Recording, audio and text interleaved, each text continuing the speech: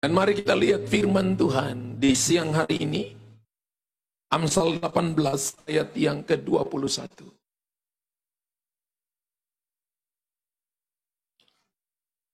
Amsal 18 ayat yang ke-21. Hidup dan mati dikuasai lidah. Siapa suka menggemakannya akan memakan buahnya. Ayo kita baca 3:21. Hidup dan mati dikuasai lidah. Siapa suka menggemakannya akan makan buahnya. Bapak Ibu perhatikan kalau kita belajar bahwa kutuk yang turun 4 keturunan, 3-4 keturunan itu adalah kutuk penyembahan berhala. Menurut Ulangan pasal yang ke-20, Bilangan pasal 20 ayat 4, 5, dan 6, maka kutuk penyembahan berhala, menyembah roh-roh nenek moyang, menyembah orang-orang mati.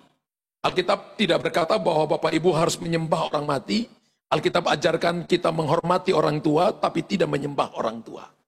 Kita hanya menyembah satu hal, yaitu nama Yesus Kristus Tuhan. Ketika Bapak Ibu lakukan itu, maka kutuknya turun 4 keturunan.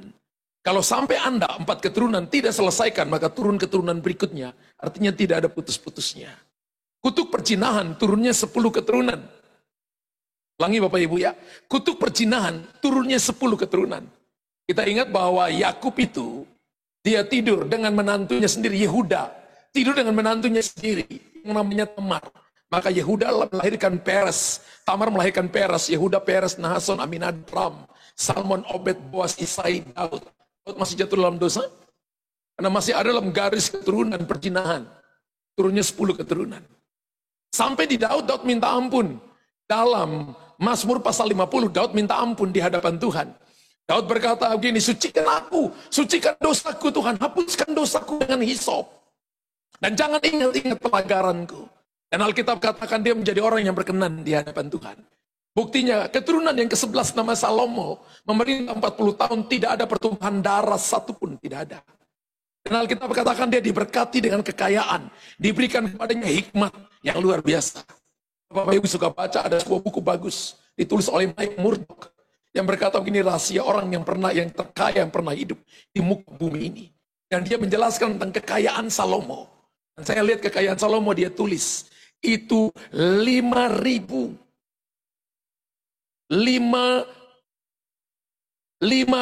triliun, kalau nggak salah, 5.000 triliun, orang paling terkaya di dunia aja, hanya sekitar ribuan miliar dolar. Ini 5.000 triliun. Bayangkan saudara, belum terhitung batu-batu permata. 40 tahun memerintah, tidak ada kutuk. Tapi Salomo bangun kutuk sendiri. Salomo punya 700 istri, 300 gundik. Jadi total 700 plus 300, 1.000 istrinya. Belum termasuk papa mertua, mama mertua. Kalau dia tinggal sekarang ini, punya gereja sendiri, namanya GBI Salomo. Siapa jemaatnya? 1.000 istri plus papa mertua, mama mertua, jumlahnya 3.000 orang. Tapi tahukah saudara begini, ada sebuah kutuk yang sangat berbahaya, namanya kutuk perkataan. Kutuk perkataan itu turunnya unlimited. Hati-hati Bapak Ibu. Ulangi Bapak Ibu ya, kutuk perkataan turunnya unlimited. Makanya kita harus hati-hati dengan apa yang kita ucapkan dari lidah kita. Firman Allah berkata dalam Amsal 18 ayat 21, hidup dan mati dikuasai lidah, dikendalikan oleh lidah. Siapa suka menggemakannya akan makan buahnya. Berarti saudara dan saya, perkataan kita itu benih yang kita taburkan. Seperti benih yang jatuh di tanah. Nah, satu waktu nanti kita akan menikmati buahnya. Hidup dan mati dikuasai lidah. Siapa suka menggemakannya makan buahnya. Kalau Bapak Ibu lihat dalam kitab Kejadian pasal 9, mulai ayat 18 sampai ayat 25, maka dikatakan begini, ketika air bah surut, maka tugas pertama yang dilakukan Nuh adalah menanam kebun anggur. Dan setelah dia panen, maka Nuh mabuk oleh anggur itu. Dan Ham melihat papanya telanjang. Lalu Ham ceritakan kepada kedua kakaknya, Sem dan Yafet. Saudara tahu, ketika Yafet dan Ham mendengar itu, mereka ambil kainnya, mereka pegang ujung dan ujung, lalu mereka papanya tidur di sini. Mereka tidak lihat, mereka berjalan mundur sampai tutup telanjangan papanya. Dan ketika papanya sadar, Dan mereka menceritakan apa yang Ham cerita, melihat ketelanjangan papanya. Dan papanya berkata begini, terkutuklah Kanaan. Dia akan menjadi hambanya Sem dan menjadi hambanya Yafet. Sampai hari ini keturunan Ham adalah bagian daripada Ethiopia. Dan Bapak Ibu tahu begini, daerah yang paling miskin di seluruh dunia adalah mereka yang ada di sana. Mereka punya kekayaan begitu banyak. Tapi kutuk perkataan yang keluar dari Nuh masih ada pada mereka. Dan Alkitab berkata begini, kalau mereka kembali mencari dengan sungguh-sungguh, maka akan dikembalikan hak itu kepada mereka. Kalau Anda sekarang buka di YouTube dan lihat hamba-hamba Tuhan yang sedang dimunculkan untuk mematahkan kutuk perkataan ini, adalah hamba-hamba Tuhan dari Ethiopia. Mereka dipakai, mereka bangkitkan orang mati. Mereka lihat mujizat-mujizat terjadi. Mereka lihat perkara-perkara ilahi terjadi. Dan Tuhan mau saudara dan saya, jangan sampai saudara dan saya ada di bawah kutuk perkataan. Anda lihat anakmu nakal dan Anda berkata, seluruh nama kebun binatang Anda alamatkan kepada anakmu. Anda apa-apa Anda katakan, aku pasti gagal. Anda tabur benih gagal hari ini, maka Anda tuai gagal 10 tahun, 10 karung nanti 2-3 tahun kemudian. Anda katakan begini, aku gak bisa, aku gak mampu. Maka Anda akan berkata, Anda akan lihat tuaian, gak mampu dan gak mampu berlipat kali ganda di depanmu. Hari ini Tuhan ajarkan saudara ketika Anda lihat keadaan sulit. Maka kuasa perkataan yang pertama yang dipraktekkan adalah Tuhan Yesus. Ketika langit dan bumi ini dalam kegelapan, roh Allah hanya melayang-layang. Kejadian pasal pertama. Lalu ayat yang kedua berkata, maka berfirmanlah Allah. Pekerjaan Tuhan Yesus yang pertama bukan menyembuhkan. Pekerjaan Tuhan Yesus yang pertama adalah menciptakan dengan perkataan. Ketika Yesus lihat kegelapan, Yesus berkata begini, kegelapan ini bikin repot saja. Tidak. Tapi Yesus berkata, jadilah terang, maka terang itu jadi. Hari ini kegelapan bicara tentang masalah, persoalan, kuasa-kuasa kegelapan yang datang menyerang saudara. Anda punya problem dalam kehidupan. Ketika masalah datang, Tuhan gak mau Anda bersungut-sungut. Tuhan gak mau Anda salahkan keadaan, salahkan situasi, salahkan orang. Tuhan gak mau Anda salahkan apa yang sedang terjadi dalam hidupmu. Kenapa pintu belum terbuka? Aku doa lebih dulu, kenapa Tuhan jawab orang itu? Tapi saudara dan saya harus menciptakan dengan perkataanmu. Karena itu Bapak Ibu harus punya firman Allah. Firman Allah itu adalah kuasa, yaitu pribadi Yesus sendiri. Ketika Anda melepaskan, maka Anda akan melihat bahwa akan tercipta terang di situ dan Anda akan melihat jalan. Orang tanya begini, kapan, di mana ayat yang mengatakan bahwa Lucifer itu dibuang? Kalau Bapak Ibu perhatikan Kejadian pasal 1 ayat yang ketiga, kegelapan di situ. Disitulah Alkitab berkata begini, Lucifer dibuang. Kalau Bapak Ibu belajar eksplisif dan implisif, maka dikatakan Lucifer dibuangnya di situ. Alkitab berkata dalam Yeskel pasal 14 dan Yesaya pasal 14 dan Yeskel 28 mengatakan bahwa Lucifer dibuang ke bumi. Pertanyaannya kapan dia dibuang ke bumi? Kejadian 1 ayat yang ketiga, ketika kegelapan menyelubungi bumi. Kegelapan bicara tentang kuasa kegelapan. Bicara tentang karya-karya daripada tipu daya setan. Dan Tuhan datang menciptakan terang di tengah-tengah kegelapan. Yesaya 60 nubuatan daripada Yesaya. Hari-hari yang akan datang akan menuju kepada kegelapan yang pekat. Anda akan melihat masalah, ketakutan. Orang akan mati-mati karena ketakutan menurut Lukas pasal 21.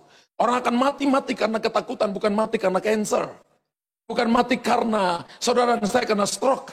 Bukan mati karena kehabisan duit. Bukan mati karena bangkrut. Tapi mati karena ketakutan. Mati karena melihat kegelapan, karena tidak lihat jalan keluar. Tapi saya percaya hari ini kita belajar tentang kuasa perkataan. Hal pertama yang dilakukan Tuhan adalah dia menciptakan, kuasa menciptakan. Hari ini kalau Bapak Ibu lihat keadaan sulit, ambil waktu 1 jam di hadapan Tuhan. Dalam mobil, dalam kamar mandi, dalam kamarmu, ucapkan, keadaanku akan berubah, aku akan sukses, aku akan diberkati, akan ada terobosan dalam keuangan, akan ada terobosan dalam pekerjaan, akan ada terobosan dalam hubunganku dengan orang lain, keadaanku yang sekarang akan berubah, karena Tuhan yang menolong aku. Saya beritahukan kepada saudara, ketika Anda katakan itu, sorga nggak diam, sorga sangat menghargai perkataan-perkataan yang menciptakan. Tadi malam saya pulang pelayanan itu jam 1 subuh waktu di sini. Berarti kalau di Ambon itu sudah jam setengah 3 subuh. Saya KKR ada satu gereja yang undang saya, ada 2 sesi, satu sesi itu ada 3 pembicara. Saya dapat sesi yang jam 6 sore, diperkirakan itu sampai jam 10 malam. Saya pembicara nomor 2. Tapi ketika pembicara pertama, itu adalah mantan dukun dulu, namanya Pak Eko Hidayat. Lalu dia cerita, dia sudah mengembalakan 42 tahun. Lalu dia cerita bahwa dia belajar, saudara, ada berapa puluh dewa yang dia lihat kalau dewanya itu berulang tahun. Dia bisa lihat setan, saudara, di penghulu-penghulu di udara. Mereka rayakan ulang tahun. Dia bisa lihat setan di tengah jalan. Tidak bisa bayangkan mana manusia, mana setan. Orang-orang yang tidak kenal Tuhan, itu udah seperti temannya setan. Dia bilang hal yang paling sulit adalah menembus orang-orang percaya yang memperkatakan firman Tuhan tiap hari, mempercayai firman Tuhan. Dan dia katakan ada selaput tipis yang menyelubungi mereka, tidak mungkin ditembusi. Beberapa kali dia masuk ke dalam gereja, ingin menjatuhkan pendetanya, ingin menjatuhkan pekerjaan yang melayani, ingin menjatuhkan anak-anak yang melayani di mimbar, para asyir, ingin menjatuhkan mereka, nggak bisa. Setan pun nggak bisa masuk, saudara. Setan tunggu di luar. Ketika sudah keluar dari gereja, baru nyerempet mobil, langsung marah, masuk roh jahatnya. Wow. Dia cerita bahwa ada seorang gadis pemimpin pujian, yang lalu pemimpin pujian penuh urapan, hidup dalam kekudusan. Lalu 2 temannya berkata begini, ayo kita hafal mantra dan lepaskan kepada dia. Kemarin bilang hafal mantra yang pendek, saya nggak bisa hafal, saudara. Saya hafal ayat firman. Dia hafal mantra, saya nggak bisa hafal gitu. Kan sambil lalu, saudara. Lalu mereka lepas orang-orang itu, ucapkan 12 kali. Bapak Ibu harus tahu setan itu peniru. Angka 12 itu adalah angka kekuasaan. 12 murid Yesus, 12 suku Yakub. Kelipatan daripada 12 adalah 24 tua-tua. Itu adalah angka kekuasaan, angka pemerintahan. Setan pun juga nulis, setan pun juga niru. Dan Bapak Ibu perhatikan baik-baik, saya khotbah, waktu dikasih saya khotbah, sudah jam 10:30. Setengah 11 dan saya katakan begini, saya kalau khotbah jam begini itu kalau doa semalaman. Dan saya tadi malam pulang sampai di rumah, jam 12 atau jam sampai di rumah jam 12:05. Saya hanya khotbah kurang lebih 20 menit. 10 menit saya pakai doakan orang. Karena saya lihat jemaat ada kalinya sudah kepalanya turun lambat. Naiknya cepat. You know? Udah jam tidur sudah. Mari saya beritahukan kepada saudara, keadaan yang akan datang ini sulit. Hal yang paling membuat orang akan melihat dia berubah adalah perkataannya. Orang akan katakan keadaanku sulit. Aku nggak punya duit. Nggak ada kerjaan. Nggak ada kesempatan. Ketika Anda katakan itu, maka setan punya akses menyerang saudara. Ketika wanita perempuan pemimpin pujian itu, mereka datang dan mereka ejek dia. Kamu jelek. Kamu tuh begini, kamu begini, kamu begini. Minggu pertama nggak apa-apa, dia tetap bertahan. Minggu kedua nggak apa-apa, minggu ketiga nggak apa-apa, minggu keempat nggak apa-apa. 2 bulan kemudian sempat dia marah. Ketika dia marah kemudian 3 bulan kemudian aborsi. Dia tanya masuknya dari mana? Ketika marah itu. Perkataan marah saudara dan saya menjadi kesempatan untuk setan punya akses menyerang saudara. Bapak Ibu dengar baik-baik bahwa salah satu dosa Mesir adalah sungut-sungut. Ketika mereka sungut-sungut, mereka mati di padang gurun. Tuhan mau saudara dan saya ucap syukur setiap waktu. Menurut 1 Tesalonika pasal 5, ayat yang ke-18 kalau nggak salah, atau ayat yang ke-8, dikatakan begini, ucap syukurlah dalam segala hal. Sebab itu yang dikehendaki Allah dalam Kristus Yesus. Katakan amin. Amin. Berapa banyak yang mau ucap syukur dalam segala hal? Itu yang dikehendaki Tuhan dalam hidup saudara dan saya. Dan firman Allah berkata, kuasa penciptaan. Dan saya praktek itu dalam kehidupan saya. Bapak Ibu mungkin bisa tanya kepada istri saya atau kepada anak-anak saya.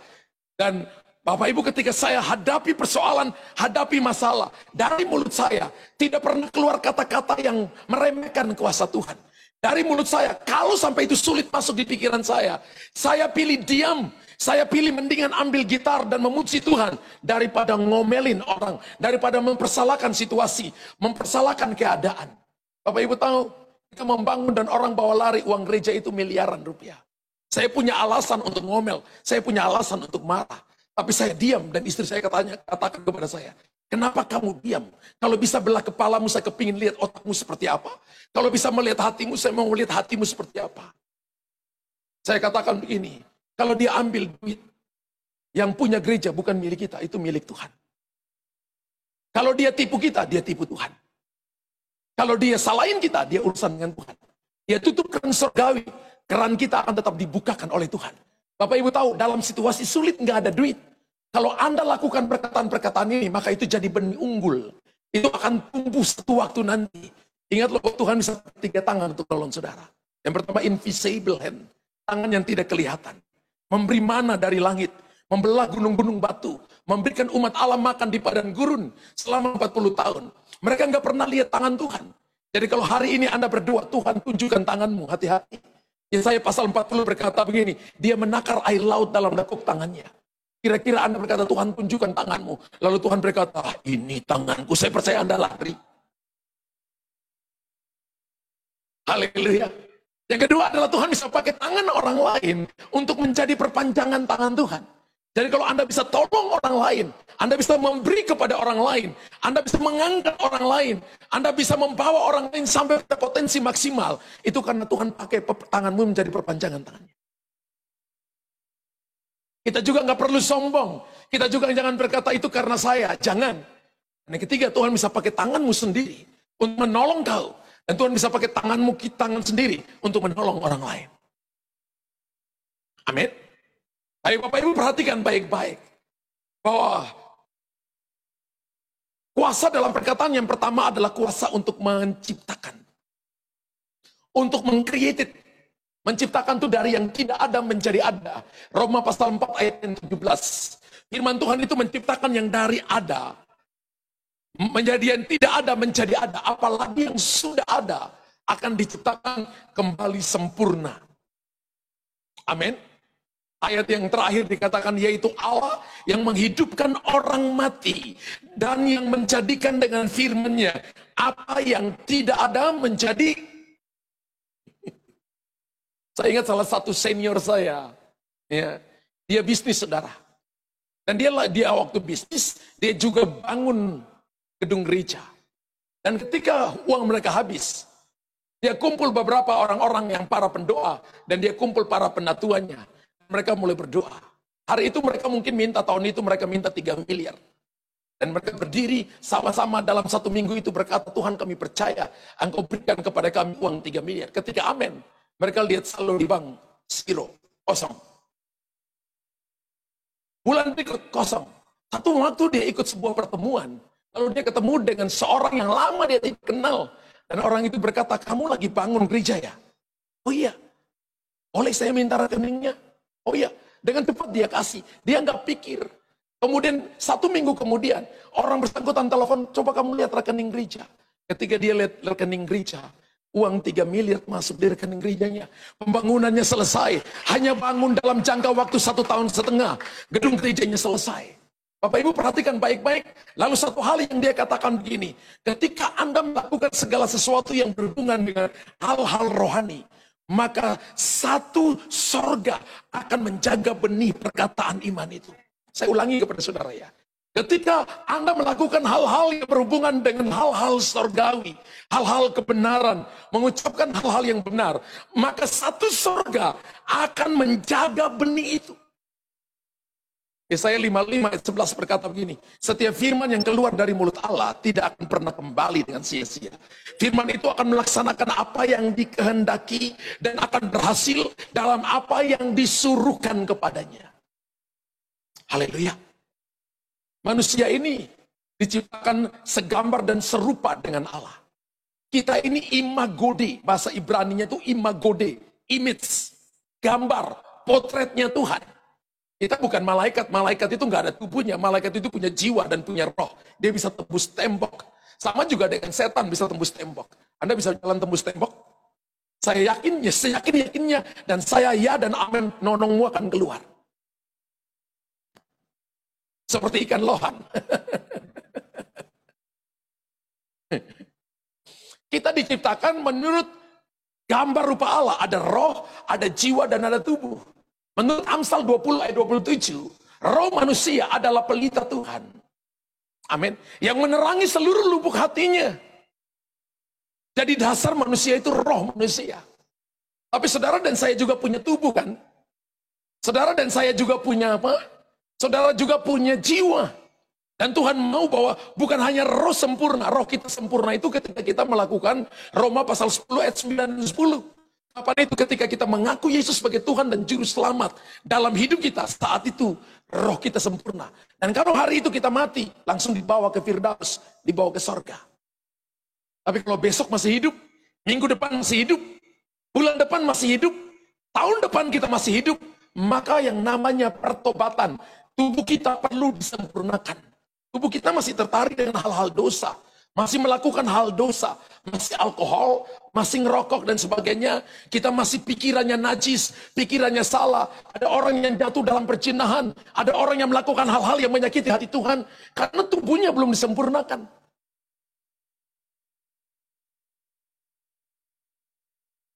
Haleluya. Satu waktu saya doakan seorang anak muda, doain kelepasan. Ketika doain dia dan terjadi manifestasi, dia guling-guling di bawah, dia teriak-teriak. Tapi hidung saya mencium ada sesuatu yang aneh. Saya mencium seperti bau sulfur, bau nikotin. Dan ketika saya usir itu, saya lihat dia kemudian angkat di atas tanah, tapi dia angkat kaki, kemudian dia begini, saudara. Saya usir roh itu dalam nama Yesus. Saya percaya kalau Tuhan ciptakan saudara dan saya semua maaf merokok, maka ada cerobong asap di tengah-tengah kepala kita. Coba pegang di atas Bapak Ibu, ada cerobong asap enggak? Kalau Tuhan ciptakan kita semua merokok, saya percaya juga hidung, lubang hidung saudara naik ke atas. Adakah di sini yang lubang hidungnya naik ke atas? Itu namanya tempat penampungan air hujan.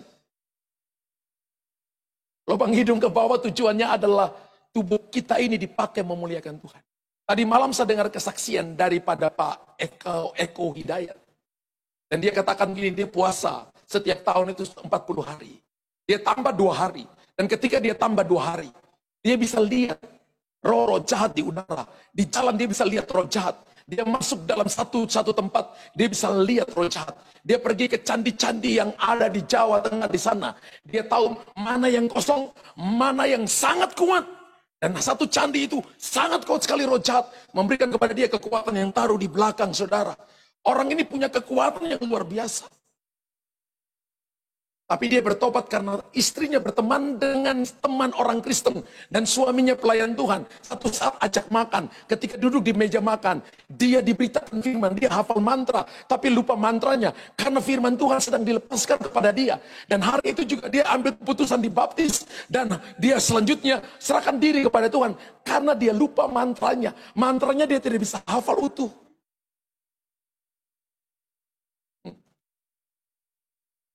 Saya pernah berhadapan dengan dukun dan dia katakan, aku punya ajian ini, Pak Pendeta. Pak Pendeta ilmunya tinggi, dia bilang saya ilmu tinggi. Saya katakan saya nggak punya ilmu, saya cuma punya Tuhan Yesus. Ketika saya masih di Denpasar, orangnya kecil saudara, tapi mukanya garang. Ya. Pak Pendeta ilmunya tinggi, tapi ilmu saya juga tinggi. Saya tanya ilmu Bapak apa? Dia bilang ajian apa? Saya lupa, agak panjang saudara. Kalau Bapak lepaskan ilmunya, apa yang terjadi? Kalau ke pohon pisang, jadi debu. Saya tanya dia, masih hafal mantranya utuh? Dia katakan, iya. Sekarang lepaskan kepada saya. Kita berdua hanya dalam ruangan, saudara. Nah, dia duduk bersila, dia katakan, jangan main-main loh Pak Pendeta. Saya bilang, saya serius. Saya ingin buktikan kepada Bapak, supaya Bapak percaya nama Yesus itu Tuhan dan Raja. Nama di atas segala nama. Dia berhadapan dengan saya juga duduk di hadapan dia. Saya katakan, darah Yesus bungkut saya. Dan aku ikat setiap roh okkultisme, kekuatan kegelapan aku ikat dalam nama Yesus. Aku katakan Amsal 26 ayat yang kedua, mantra tanpa alasan tidak akan kena. Dan ketika dia hafal mantra, mata hitamnya hilang, tinggal mata putih. Dan dia lepaskan mantra kepada saya, dia terlempar 2 langkah ke belakang. Darahnya keluar dari hidung, dari mulut, dari telinga. Dia merembes maju, kukunya tercengkeram di atas lantai seperti ini. Maju ke saya, suaranya berdesir seperti ular. Dan saya katakan, darah Yesus. Dia terlempar lagi. Mungkin sekitar 5-10 menit. Dia terkapar dan dia katakan, saya nggak kuat. Dan saya katakan, Doa ikut saya, panggil nama Yesus. Dan dia panggil nama Yesus. Dia terima Tuhan Yesus sebagai Tuhan dan Juru Selamat. Hari itu juga saya baptis dia. Ini dukun, saudara. Saya baptis dukun. Kemudian saya baptis dukunnya. Beberapa bulan kemudian, dia ujian PDP. Sekarang udah jadi pendeta pembantu. Jadi kalau saya ketemu dia, saya katakan ini, Bapak gimana? Dia bilang ini, Pak Pendeta, Yesus hebat Pak Pendeta. Saya beritahukan kepada saudara bahwa kuasanya dulu sekarang selama-lamanya tidak pernah berubah.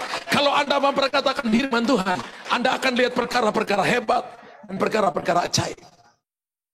Tuhan cuma berkata kepada Musa begini, kamu katakan kepada bukit batu itu, keluarkan air. Musa manggel, saudara. Tongkat yang ada di tangannya, dia pukul. Keluar air atau tidak? Kalau kita dipakai oleh Tuhan dalam sebuah tingkatan tertentu, seperti Musa dengan Tuhan, Anda harus hati-hati. Karena nggak tahu mana Musa, mana Tuhan. Air pun bisa keluar. Tapi Tuhan berkata kepada Musa begini, kata kuncinya begini. Katakan kepada bukit batu itu supaya keluarkan air. Lihat perkataan, firman Allah bisa menciptakan batu yang keras, bisa mengalirkan sungai. Saya pernah pergi ke sana setelah kita kembali dari Petra, kemudian kita mulai sampai namanya Wadi Musa. Air yang dikeluarkan itu di tengah-tengah padang gurun, saudara. Airnya masih keluar dan sampai masih deras area ini. Kalau Bapak Ibu pernah ke Israel, wow. Kemudian di atasnya mereka bikin restoran, kemudian kita makan di situ. Dan saudara, saya percaya gini bahwa Tuhan itu melakukan hal-hal untuk mengingatkan bahwa perkataannya penuh kuasa, perkataan menciptakan. Amin. Kalau dalam keadaan baik, kita ngomong baik dengan orang gak apa-apa. Tapi kalau dalam keadaan sulit, dan Anda ngomong benar, itu benih unggul. Haleluya. Amin. Anak-anak saya bersaksi. Ya, mungkin Bapak Ibu lain, tapi anak-anak saya, terutama anak perempuan saya. Anak laki saya mungkin gak banyak ngomong, tapi perempuan ini kan sering ngomong. Lihat papanya dari sisi apa, lihat mama dari sisi apa, dia sering bicara. Dan waktu dia SMP, SMA, dia selalu berkata begini, kita nggak pernah lihat papa dan mama kehabisan uang ya. Padahal mereka nggak tahu bahwa kita punya pergumulan. Mereka nggak pernah. Tapi mereka selalu ngomong begini, papa dan mama kelihatan nggak pernah kehabisan duit ya. Kami nggak pernah bicara itu. Selalu kalau kita ada dalam masalah itu, kita ajak mereka doa. Saya ambil gitar dan saya memuji Tuhan. Karena saya melayani Tuhan. Saya katakan, kamu pilih sekolah yang terbaik. Papa dan mama melayani Tuhan, pasti kamu akan dihidupi oleh Tuhan. Tuhan pasti supply. Waktu dia lulus SMA, dia mau pilih kuliahnya di Sydney, atau di mana waktu itu. Saya katakan, pergi sayang, kita doa. Kamu pilih sekolah, pasti Tuhan sediakan. Anak laki-laki saya katakan, papa saya Indonesia saja, oke. Yang perempuan kepingin mau keluar. Saya katakan oke, tapi akhirnya dia pilih kuliah di Jakarta juga. Dia katakan tidak ada apa-apa, aku ikut kakak aja di Jakarta, oke. Tapi saya mau beritahukan kepada saudara, mata anak-anak kami nggak pernah ngomong, kita nggak kehabisan uang. Istri saya juga mungkin jarang dengar suaminya ngomong, kita nggak ada uang. Saya sudah nikah dengan istri saya 24 tahun. Tapi saya mau praktekkan firman Tuhan. Saya ingat senior saya, ketika saya pertama kali masuk full time, dan dia panggil saya mungkin pernah bersaksi kepada saudara. Dia punya 4 perusahaan, 3 atau 4 perusahaan. Namanya pendeta David Halim, sekarang sudah almarhum. Ya. Punya restoran yang enak ketika di Ambon itu tempat makan Ibu Pola ya. Ya. Dengan Pak Rulan di situ ya, Halim. Ya. Tempat istri saya suka makan es krim dengan papanya di situ. Ketika saya full time, dia panggil saya, Luther ke sini. Saya katakan, saya panggil Om, iya Om. Om ini punya 4 perusahaan. Dan ketika Tuhan panggil Om jadi full time, Om serahkan ke Om punya saudara-saudara. Dan Om masuk di sini. Om sudah full time, sudah 1 tahun lebih. Kamu baru masuk kan? Dan Om tahu kamu kan bukan dipecat, tapi kamu panggilan hati. Dipanggil untuk masuk full time. Dan dia katakan begini, waktu Om terima persembahan kasih, Om lihat, itu nggak cukup untuk kebutuhan Om 1 bulan. Kamu juga. Saya baru selesai terima persembahan kasih dari Bapak Gembala. Terus dia panggil saya. Persembahan kasih kamu pasti nggak cukup untuk kamu. Tapi Om kasih tahu kamu, kalau kamu ikut Tuhan kamu lapar, kamu kasih tahu ke Om juga nggak akan ikut Tuhan seperti itu. Dan saya bersaksi dalam nama Yesus. Saya bersaksi dalam nama Yesus. Saya melayani Tuhan sudah 30 tahun. Saya nggak pernah lihat kita kekurangan. Saya nggak pernah lihat kita kekurangan. Benar Bapak Ibu. Benar. Tuhan itu adalah Tuhan yang mencukupkan semua kebutuhan kita. Tuhan itu adalah Tuhan yang kingdom supply. Tuhan akan menolong kita. Tapi Tuhan juga mau lihat apakah kita percaya dia. Kalau Bapak Ibu lihat bahwa anak-anak percaya orang tuanya, dia selalu berkata, anak saya kalau mau bayar uang kuliah, dia cuma share apa yang dia dapat dari kampus. Share, Papa bayar. Hanya begitu, saya tanya, batas tanggal berapa? Batas tanggal sekian. Dia hanya seperti itu, dia cuma percaya papanya bisa bayar. Anak laki-laki saya ketika dapat pembayaran untuk uang kuliahnya, dia cuma share kepada saya, Papa hanya 3 hari saja harus bayar. Bayar. Dan mereka nggak pernah pikir bahwa papanya akan kurang dan sebagainya. Kita ajarkan kepada mereka, percaya kepada Tuhan. Papa dan Mama melayani Tuhan. Kalian jangan cuma mau berkat, tapi harus hidup seperti saya ajarin mereka dari kecil. Ketika kami pertama kali pergi ke luar negeri, mereka SD mungkin ya. Ketika sampai luar negeri kita doa, dan saya ngomong kepada mereka, kalian jangan cuma mau berkat hamba Tuhan, tapi tidak mau hidup seperti hamba Tuhan. Dari kecil, sampai mereka hafal kalimat itu. Kita ucapkan perkataan-perkataan yang membangun, yang menciptakan, yang menyingkirkan kegelapan, supaya mereka alami pertolongan Tuhan yang ajaib. Aminnya pelan banget. Kalau diukur 1 sampai 10 hanya 5,5 nilainya. Itu berarti saudara harus ulangi. Kata haleluya. Amin.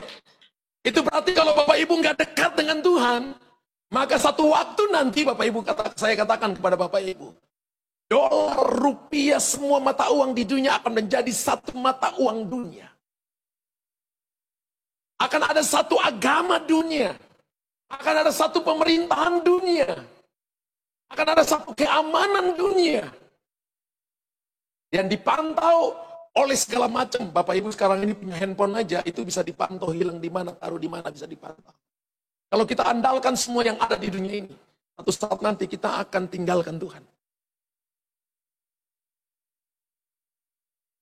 Diam. Uang, kedudukan, prestasi, itu cuma fasilitas untuk mendukung kita pelayanan di muka bumi ini. Betul? Apakah pelayanan di tempat ini tidak butuh uang? Butuh uang. Butuh uang. Tapi apakah Bapak Ibu dengarkan saya sebagai gembala sering ngomong uang di tempat ini? Juga tidak. Tapi apakah kita tidak membutuhkan uang? Butuh uang. Tapi bagi saya itu cuma akibat daripada kita ketemu Tuhan. Itu bukan tujuan. Gereja dibangun bukan kejar uang. Gereja dibangun supaya umat Allah menjadi serupa dengan Tuhan. Mengasihi Tuhan, melayani Tuhan sungguh-sungguh. Tetap datang dan ada sacrifice, di mana asal sacrifice, maka di situ akan ada revival dan kebangunan rohani. Yang kedua, Bapak Ibu, yang pertama tadi, kuasa menciptakan. Yang kedua adalah kuasa perkataan itu adalah kuasa untuk menyembuhkan. Apakah bisnismu sakit? Apakah keluargamu sakit? Apakah masalah problem keluarga, problem keuangan dalam masa-masa kesakitan? Rasanya untuk berjalan sulit, rasanya untuk makan pun sulit, untuk tidur pun sulit. Anda sedang mengalami problem yang namanya kesakitan. Tapi Alkitab berkata, kuasa dari perkataan yang dipraktikkan oleh Yesus dalam kitab Matius, Markus, Lukas, Yohanes, sempat kitab Injil itu, ketika dia datang dan dia lihat orang sakit, dia berkata, kamu udah sembuh. Bisakah Bapak Ibu dalam keadaan sulit? Dan Bapak Ibu katakan, aku sembuh. Aku diberkati. Aku akan memperoleh kekuatan yang baru. Saya praktekkan itu ketika kita membangun rumah Tuhan. Secara pandangan mata nggak mungkin. Istri saya nangis. Ketika kita pergi dan lihat tiang-tiang pancang itu udah dicabut kembali oleh eskavator, oleh kita punya kontraktor yang kedua. Lalu dia jual, saudara, tanggal 26 Desember 2018. Dia jual semuanya. Ketika kita datang, itu hanya tinggal beberapa tiang dengan besi-besi yang sudah jatuh, saudara. Dan itu uang banyak, karena masuknya pancang di bawah itu 12 meter, saudara. Itu udah siap untuk cor lantai 2. Kita udah keluarkan uang miliaran di situ. Tiba-tiba kontraktor yang kedua, dia rusakkan semuanya. Ketika saya datang, dan kami setiap malam saya ajak beberapa pendoa, beberapa jemaat yang setia, dan kita datang untuk apa? Perkatakan firman Tuhan, kesembuhan, tanah ini sembuh. Setiap perkataan-perkataan sia-sia kami sebut, setiap perkataan-perkataan kutuk, perkataan-perkataan yang akan tidak jadi, perkataan-perkataan ngomel, kami cabut dalam nama Yesus. Matius 15:13. Setiap tanaman yang tidak ditanam oleh Bapa di surga harus dicabut sampai ke akar-akarnya.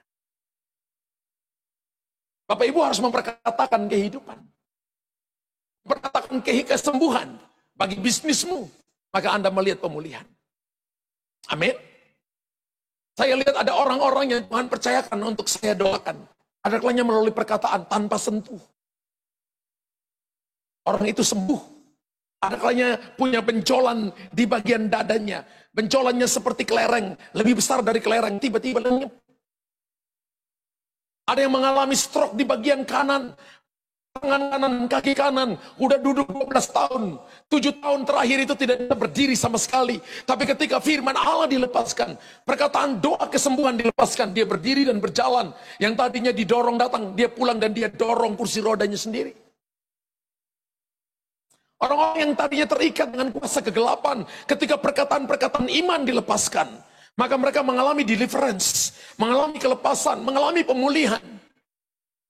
Kalau Bapak Ibu lihat, perkataan-perkataan itu saja bisa melepaskan orang-orang yang terikat. Apalagi problem dan masalahmu. Ingat bahwa setan datang mencuri, membunuh, dan membinasakan. Yohanes pasal 10 ayat 10. Tapi Yesus datang untuk memberi hidup, memberinya dalam segala bahan. Gereja harus mempraktekkan ini. Ingat bahwa Yesus berkata begini, apakah ketika aku datang di dunia, aku masih mendapati iman di muka bumi ini? Kuasa perkataan ini harus dilatih dalam kehidupan saudara dan saya. Untuk mengalami pemulihan dan kesembuhan. Ketika Bapak Ibu lihat suamimu sakit, katakan, dalam nama Yesus sembuh. Jangan berkata begini, cepat dan matilah. Ada yang seperti itu? Kalau angkat tangan dan saya akan doain kelepasan Anda. Enggak ada di sini. Ada yang lihat bisnis saudara dan saya mulai lesu dan Anda berkata gua bangkrut. No. Tapi Anda berkata begini, ini jalan untuk menuju naik di tempat yang lebih tinggi. Ini jalan untuk promosi. Ini jalan untuk saudara dan saya melihat perkara-perkara besar dan perkara-perkara ajaib. Satu saat saya ketemu dengan seorang teman saya, seorang bisnis. Dia dari keluarga yang diberkati Tuhan. Nah ketika saya ketemu dia, ada kakak beradik saudara. Dan kakaknya itu suka foya-foya dengan uangnya. Tapi adiknya ketika dikirimin uang waktu masih kuliah di luar. Ketika dikirimin uang 5.000. Selalu 1 bulan mau dikirim lagi ditanya mamanya. Masih ada uang di sana? Masih berapa? 2.000. Ngapain kamu? Aku simpan mah. Papanya perhatikan anak ini terus. Selama dia kuliah terus. Dikirim. Dites hatinya. Dia masih simpan uangnya. Dia simpan. Dan ketika dia kembali. Dia dipercayakan untuk handle bisnis daripada papanya. Awalnya kakak yang handle. Tapi ketika kakaknya handle, kakaknya foya-foya. Kakaknya ajak artis, ajak ini, makan-makan, minum, mabuk, dan sebagainya. Dan akhirnya dividennya hanya untuk foya-foya. Satu waktu kemudian, diambil alih melalui omnya, diambil alih, dan keluarga ini ambil alih. Sehingga ketika diambil alih, maka itu jadi berkembang dengan luar biasa. Jadi berkembang dengan luar biasa. Satu saat dia ajak saya makan tanpa istrinya. Kita berdua makan waktu itu saya ingat di mana ya itu ya. Di salah satu mall Senayan City kalau nggak salah. Lalu dia katakan kepada saya, Pak Luther, saya ini cuma pengelola berkat kerajaan Allah. Umurnya masih di bawah saya. Dan saya katakan ini Anda salah satu orang yang akan menggenapi apa yang dikatakan oleh Hagai pasal yang kedua ayat 7 sampai ayat 10. Akan tiba waktunya di mana kegoncangan. Tuhan menggoncangkan langit dan bumi, laut dan segala isinya. Sehingga barang yang indah-indah kepunyaan segala bangsa akan datang mengalir kepada orang benar. Bukan mengalir kepada gereja. Bukan mengalir kepada gereja secara organisasi, tapi gereja secara organisme, secara pribadi. Dan Anda salah satunya. Dia katakan terima kasih juga. Selama ini Bapak dampingi kami dan mendoakan kami. Dan saya lihat orang ini, orang suka menabur untuk pekerjaan Tuhan. Suka menabur untuk, dan tidak mau diketahui siapa mereka. Dan saya lihat bahwa Tuhan percayakan kepada mereka perkara-perkara hebat, perkara ajaib. Kata kuncinya saya dapat, dia katakan begini, saya cuma pengelola, saya bukan pemilik. Tuhan yang percayakan saya mengelola hartanya di bumi. Bapak Ibu dengar baik-baik. Beberapa daripada Anda, ketika nanti masuk dalam masa-masa sulit, Anda akan mengalami seperti Israel yang disuplai oleh Tuhan. Tapi ingat baik-baik, jangan mengulangi kesalahan Israel yang hatinya tidak mau berubah. Anda harus hatinya berubah, bahwa semua yang Anda terima datangnya dari Tuhan. Semua yang Anda miliki datangnya dari Tuhan. Apa yang Bapak Ibu alami hari ini, dari sedikit, dari kekurangan, dari nggak ada, bukan nol, tapi mungkin minus. Tuhan sedang melatih hatimu untuk nanti waktu nanti Anda dipercayakan hal besar. Sehingga Anda nggak kaget, Anda nggak pingsan, Anda nggak dapat serangan jantung dan mati tiba-tiba. Karena saya pernah nonton televisi itu, televisi swasta, uang kaget itu, ibu-ibu pemulung dapat uang 3 juta, pingsannya 3 kali. Saya waktu itu nonton, saya ketawa, seperti Anda ketawa. Mereka lewat dengan mobil, lalu mereka tulis ini target, saudara. Ketika mereka turun, ibu pemulungnya itu lagi duduk termenung, saudara, dengan bakulnya. Tiba-tiba mereka turun dan mereka, Bu, ibu dapat uang 3 juta. Langsung dia, langsung pingsan, saudara. Pingsan beneran. Disiram dengan air, dipijit-pijit kakinya. Oh, pingsannya hilang, dipijit-pijit kakinya. Itu krunya panik, saudara ya. Ternyata nggak bawa minyak kayu putih, saudara. Mereka nggak bawa minyak kayu putih, jadi pijit-pijit kaki, siram dengan air aqua. Dia bangun, dia duduk lagi. Belum sadar benar. Mereka bilang, benar ibu tidak bermimpi. Ibu dapat uang 3 juta. Pingsan lagi. Saya ketawa, saudara. Saya ketawa. Ketiga kali dibangun lagi, yang satunya udah picit bahunya, satu udah picit tangannya, satu sudah picit betisnya. Dikatakan ibu tidak bermimpi, benar-benar ibu dapat uang 3 juta. Dia pingsan lagi 3 kali. Lalu Roh Kudus bilang untuk saya begini, kamu lihat itu ibu, bagi dia uang 3 juta itu banyak. Dia kerja kepingin punya uang banyak, tapi ketika dikasih uang 3 juta mendadak, jantung gak siap, pingsan 3 kali. Berapa banyak hari ini yang mau uang 1 miliar, 10 miliar, 100 miliar yang mau angkat tangan. Saya khawatir Anda kawin lagi kalau Anda dapat, kalau hatimu gak siap.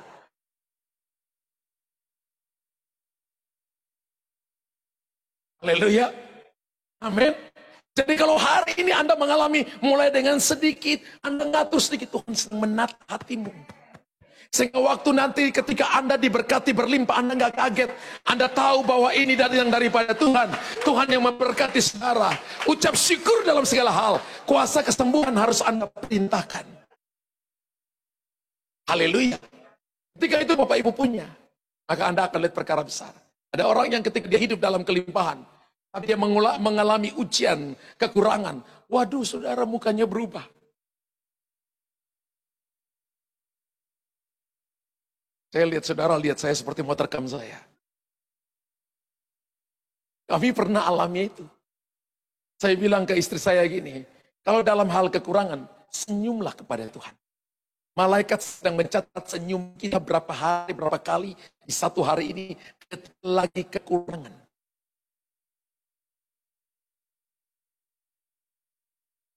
Satu saat saya pergi doakan teman saya. Sakit luar biasa. Untuk bergerak kaki kiri aja sulit luar biasa. Tapi selama saya 2 jam di situ, dia tetap berkata terima kasih Tuhan. Aduh, terima kasih Tuhan. Aduh, terima kasih Tuhan. Aduh, saya nggak bilang aduh. Dia nggak katakan, aduh kaki ini mau sakit. Dia nggak ngomel apa-apa. Terima kasih Tuhan, terima kasih Tuhan. Saya katakan nih kamu cuma di sini nggak sampai 1 minggu. Kamu hanya 2-3 hari pulang. 2 hari kemudian dokter scan dia. Dan dokter katakan begini, nggak ada masalah apapun pada tulangmu. Nggak ada masalah apapun pada syarafmu. Nggak ada masalah apapun pada kakimu. Kamu turun dan kamu pulang. Saudara dengar apa yang dialami. Terjadi percepatan karena dia ucap syukur. Dia percaya bahwa Tuhan sanggup melakukan jauh melampaui yang dokter kerjakan. Kalau hari ini Anda seorang dokter, kalau Anda bedah seseorang, Anda jahit seseorang dengan jarum, dengan benang, maka Anda akan berkata, ini harus menunggu yang namanya masa kritis. Masa kritis adalah Anda menunggu waktu Tuhan. Ibu dokter ada di sini. Menunggu waktu Tuhan untuk menyelesaikan apa yang sudah Anda kerjakan. Setuju? Benar? Kita belajar, kalau belajar ilmu kedokteran tidak belajar tentang yang namanya supranatural, itu enggak ada. Semua yang menyangkut tentang ilmu yang harus dia dapati. Tapi mari saya beritahukan kepada saudara, Tuhan berikan kepada kita kuasa untuk Anda lepaskan kesembuhan. Yang pertama adalah kuasa untuk menciptakan. Hari ini kegelapan yang Anda hadapi. Hari ini Anda menghadapi keadaan yang sulit. Maka jangan takut. Senjata itu ada di mulut saudara. Ucapkan itu. Alkitab berkata sangkakala perak ketika ditiup. Maka itu ditiup untuk peperangan. Sekarang senjata sangkakala perak itu ada di lidah saudara. Katakan yes and amen. Ketika Anda membuka mulut dan Anda berkata dalam nama Yesus, maka saya bayangkan seisi sorga itu diam. Mereka akan siap berkata apa yang akan dikatakan. Mana yang harus lakukan perkataan yang dia ucapkan. Karena Anda dan saya lebih berharga dari malaikat. Ketika malaikat yang namanya Lucifer jatuh dalam dosa, tidak ada pengampunan sama sekali. Tapi ketika Anda berdosa berulang kali, ada pengampunan tersebut. Ketika Anda memuji Tuhan, malaikat di sorga diam 30 menit. Malaikat di sorga suaranya lebih bagus daripada saudara dan saya. Kenapa? Karena saudara, alasan sorga memperhatikan kita. Karena Anda dan saya dibeli oleh darah Yesus. Jadi kita ini seharga darah Yesus. Malaikat paling cemburu dan saudara. Kita ini darah dan daging, punya kelemahan. Malaikat itu lihat sesuatu tanpa diajarin pun langsung tahu. Ya, kita ini perlu belajar S1, S2. Profesor, doktor, laborator, bocor. Ya, saya masih sekolah sampai hari ini. Saya lagi mau ujian disertasi nanti dalam minggu-minggu depan untuk S3 saya. Sekolah capek saudara. Ada kalanya malam, ada kalanya nggak bisa tidur, ada kalanya mesti bikin tugas. Capek betul. Anak saya berapa hari karena dia harus tulis, anak perempuan saya, dia harus tulis sampai bab 3. Saya ada kalanya dengan istri temanin sampai malam. Papa tidur yang papa jangan tinggalkan aku sendiri papa. Papa mana yang mau pergi tinggalkan anak kalau anaknya minta tolong seperti itu?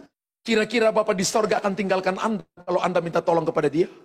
Kalau Bapak di dunia yang jahat bisa nolong anaknya, bisa menjaga anaknya sampai selesai bikin tugas. Karena dikasih jam 11.59 harus dimasukin. Saya temani masuk, nah sudah sedikit lagi papa keluar lagi. Nah sudah sedikit lagi papa. Nah sudah papa tidur ya. Sebentar papa jangan tinggalin aku sendiri papa.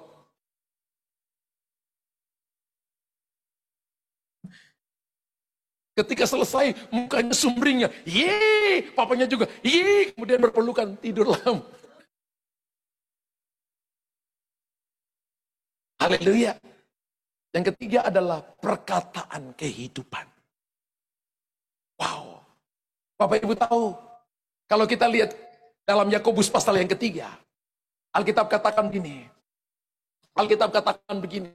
Dengan lidah kita mengucapkan hal-hal yang besar, tapi dengan lidah kita juga menguji orang lain.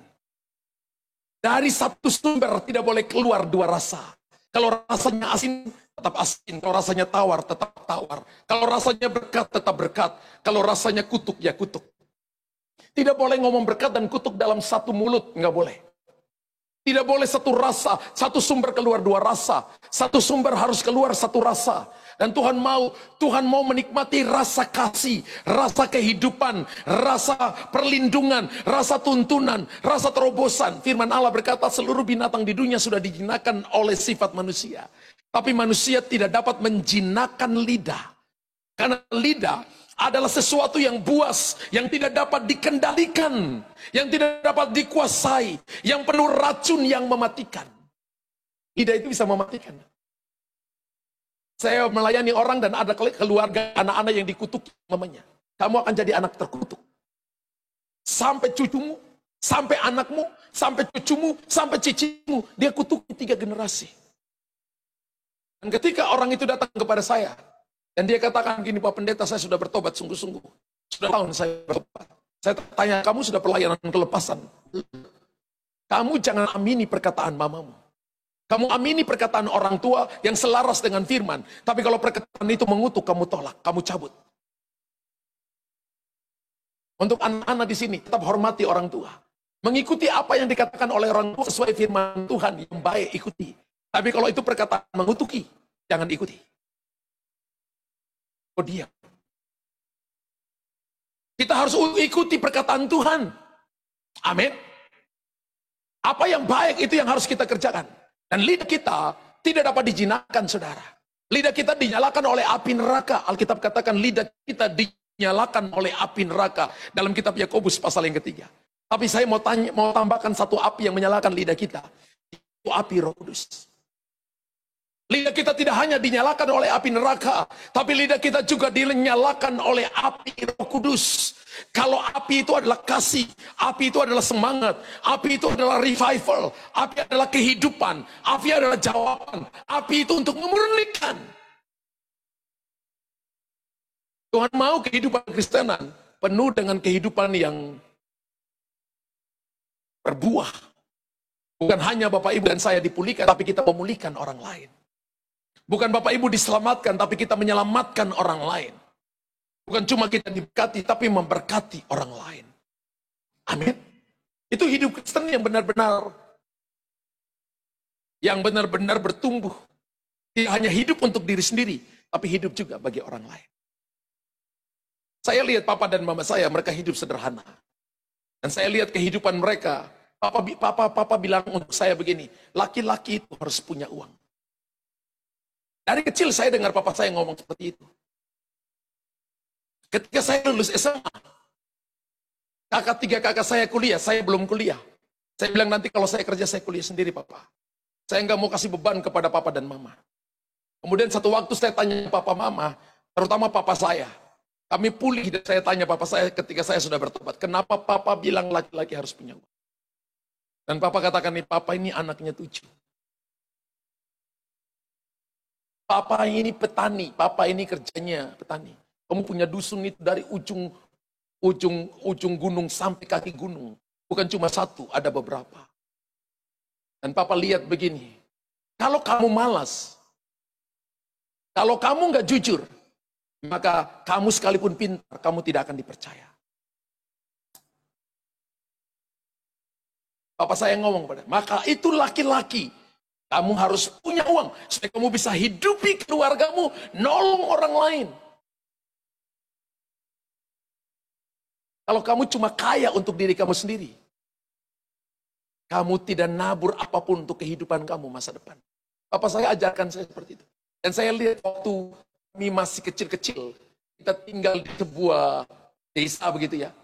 Papa mama saya orang yang suka nolong orang lain, memberi kepada orang lain, sekalipun mereka kurang. Saya temukan di keluarga istri sekalipun waktu nikah, papa sudah meninggal, tapi saya dengar papa juga suka nolong orang lain.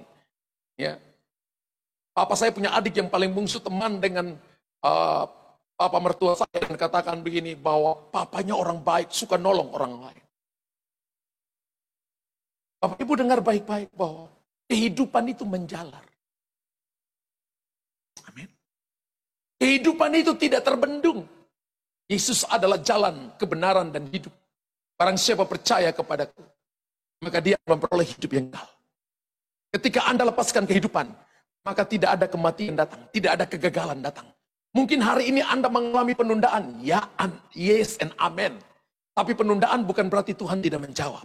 Penundaan supaya satu kali perjalanan, 2 mujizat terjadi sekaligus. Hari ini Anda mungkin mengalami gunung tinggi, yes. Tapi ketika Anda menaklukkan gunung yang tinggi, Anda akan lihat jalan keluar. Anda akan melihat apa yang tidak bisa lihat sebelumnya. Anda akan lihat dengan jelas. Dan Anda akan tahu bahwa masa depanmu sungguh ada. Harapanmu tidak akan pernah hilang. Saudara tahu begini, bahwa keadaan boleh sulit, tapi firman Allah ya dan amin. Situasi boleh sulit, tapi Tuhan kasih Anda dan saya kekuatan untuk Anda menang atas kehidupan. Supaya Anda beroleh kekuatan dan menjadi pionir. Apa itu pionir? Penggerak. Untuk menjadi pionir, maka Anda perlu dilatih oleh Bapak Ibu, senjata kita ada di sini.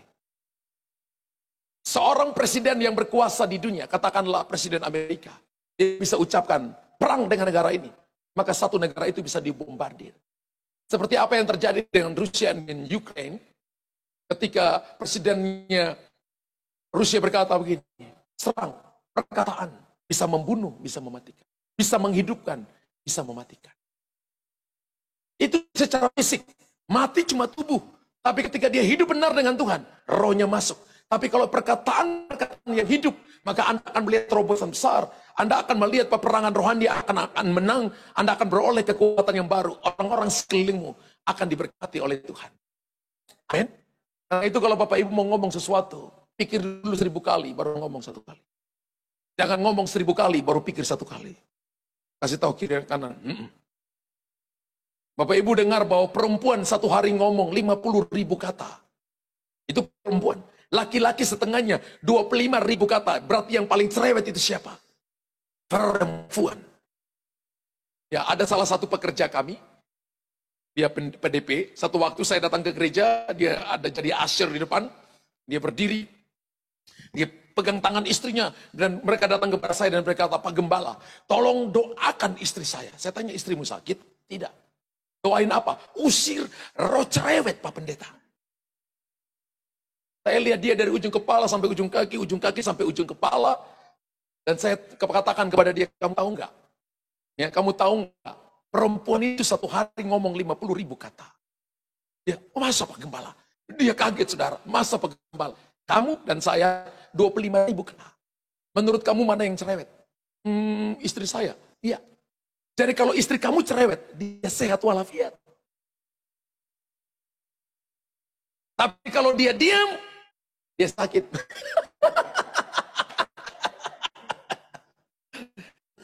Satu saat saya ingat, saya lagi pelayanan ke sini ya, pelayanan ke Jakarta. Saya dengan anak saya, ya, sendiri. Anak laki saya itu sudah kuliah juga di sini. Ya. Dia pulang sekolah, dia taruh tasnya di kamarnya, dia masuk kamar saya lagi duduk di kursi, lagi nonton televisi, dia keluar, dia banting pintunya, dia masuk kamarnya, dia banting pintunya, dia masuk kamar saya, dia cuma lihat saya, dia keliling kamar keluar, dia banting pintunya, dia masuk kamar, dia banting pintunya, kamar banting pintunya dibanting. Saya tanya, Cici kenapa? Sunyi Papa. Sunyi. Kenapa sunyi? Kalau mama ada, kenapa tasnya taruh situ? Kenapa belum ganti baju? Kenapa belum mandi? Kenapa belum makan? Kenapa? Mamanya cerewet. Papanya hanya cuma nonton TV, pindah channel. Cuk. Kalau mamanya dia bilang, sepi Bapak, sepi, sunyi. Saya tahu istri, Cherry bilang sunyi. Kenapa? Karena nggak ada kamu di rumah. Ini kenapa tasnya taruh? Kenapa kaos kaki? Satu kenapa? Kenapa? Mamanya gitu, papanya main remote TV. Hari Senin saya ingat waktu itu. Saya langsung ketawa sendiri. Saya bilang gini, memang kalau perempuan ada, dia cerewet, itu tanda dia sehat walafiat. Jadi kalau saya dengar istri saya, puji Tuhan, saya bilang anak-anak, sehat walafiat. Jadi perempuan itu punya kekuatan untuk mempengaruhi satu bangsa. Kalau dia ucapkan firman, dia pengaruhi satu bangsa. Tapi kalau dia ucapkan gosip, satu negara, satu benua terkontaminasi. Haleluya. Katakan kehidupan, katakan kesembuhan, dan katakan kuasa menciptakan. Maka Anda lihat terobosan besar. Yang percaya katakan yes and amen.